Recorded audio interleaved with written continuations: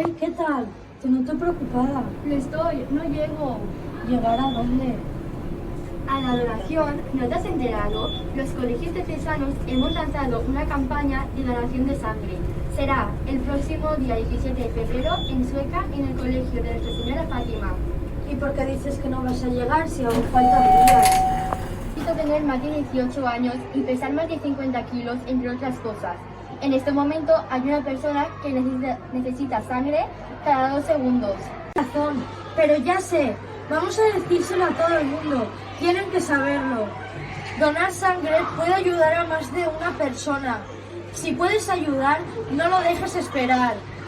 Es el regalo más valioso que le puedes ofrecer a otra persona. El regalo de la vida. Compartir es vivir.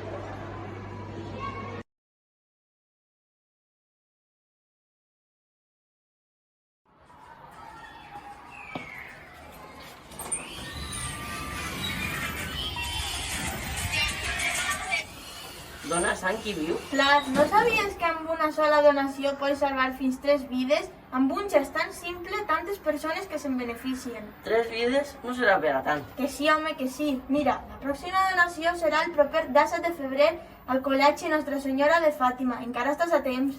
Però és gratuït. Es fa un poc de por i les agulles i jo no som molt amics. Això pensava jo, però la primera vegada que vaig anar a donar sang no em vaig ni adonar. Els sanitaris eren molt amables i tot va anar de categoria. Encara faràs que vaig. Doncs allí es veiem. No oblides convidar els teus amics majors de 18 anys i que pesen més de 50 quilos. Fins el 17, però a quina hora? Estaran tot el dia de 9:30 a 1:30 del matí i de 4:30 a 8 de la vesprada. No pots faltar. Pues allí es veiem. Adeu. Adéu.